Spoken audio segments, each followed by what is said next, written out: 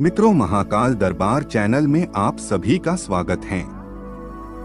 मित्रों, माना जाता है कि परशुराम ने 21 बार क्षत्रियों को पृथ्वी से नष्ट कर दिया था। ऐसा माना जाना उचित नहीं है। क्षत्रियों का एक समाज है जिसे हैहयवंशी समाज कहा जाता है। वह समाज आज भी कायम है। इस समाज में एक राजा हुए सहस्त्रार्जुन। परशुराम ने इस राजा और इनके पुत्र और पौत्रों का ही वध किया था और माना जाता है कि उन्होंने इसके लिए 21 बार युद्ध किया था।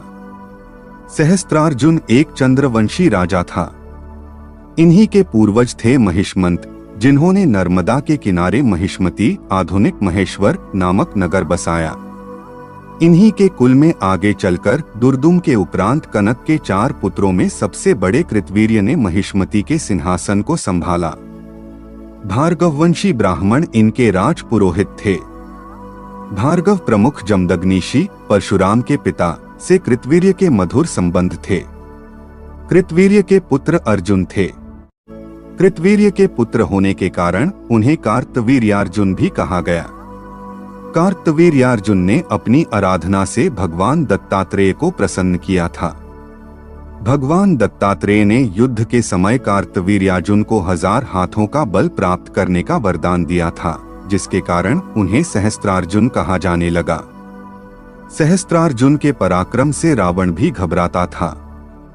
ऋषि वशिष्ठ से शाप का भाजन बनने के कारण सहस्त्रार्जुन की मति मारी गई थी। सहस्त्रार्जुन ने परशुराम के पिता जमदग्नि के आश्रम में एक कपिला कामधेनु गाय को देखा और उसे पाने की लालसा से वह कामधेनु को बलपूर्वक आश्रम से ले गया।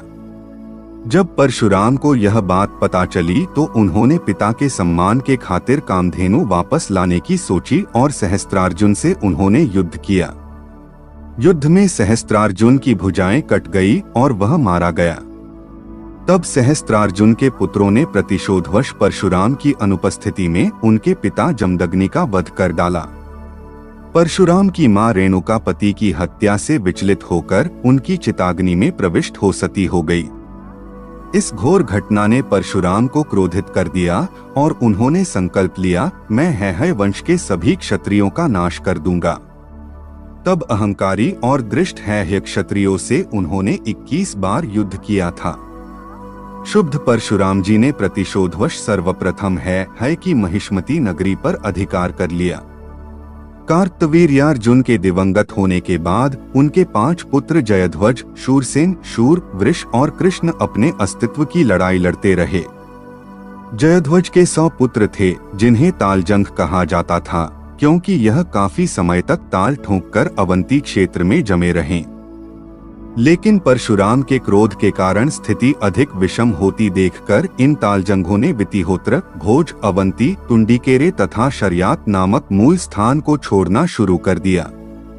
इनमें से अनेक संघर्ष करते हुए मारे गए तो बहुत से डर के मारे विभिन्न जातियों एवं वर्गों में विभक्त होकर अपने आप को सुरक्षित करते गए। अंत में महर्षि ऋचिक ने प्रकट होकर परशुराम को ऐसा घोर युद्ध करने से रोक दिया। कहा जाता है कि भारत के अधिकांश भाग और ग्राम परशुराम के द्वारा बनाए गए हैं। परशुराम का कहना था कि राजा का धर्म वैदिक जीवन का प्रसार करना है, अपनी प्रजा से आज्ञा पालन करवाना नहीं। वे एक ब्राह्मण के रूप में जन्मे जरूर थे, लेकिन कर्म से एक क्षत्रिय थे और उन्होंने किसी क्षत्रिय को नहीं बल्कि पिता के हत्यारे और एक अहंकारी व लालची राजा तथा उसके पुत्रों का वध किया था। इंदौर से 90 किमी दूरी पर स्थित नर्मदा नदी के किनारे महेश्वर में सहस्त्रार्जुन की समाधि एवं मंदिर है। इस समाधि पर शिवलिंग स्थापित है। यहाँ अखंड 11 नंदा द्वीप मंदिर में प्रज्वलित है। माना जाता है कि जायसवाल समाज भी स्वयं को है चंद्रवंशीय क्षत्रिय मानकर सहस्त्रार्जुन को अपना आराध्य मानते हैं। भगवान परशुराम ने समयानुकूल आचरण का जो आदर्श स्थापित किया, वह युगों युगों तक मानव मात्र को प्रेरणा देता रहेगा। मित्रों, यदि जानकारी अच्छी लगी हो तो लाइक करें, कमेंट करें और चैनल को सब्सक्राइब करना ना भूलें।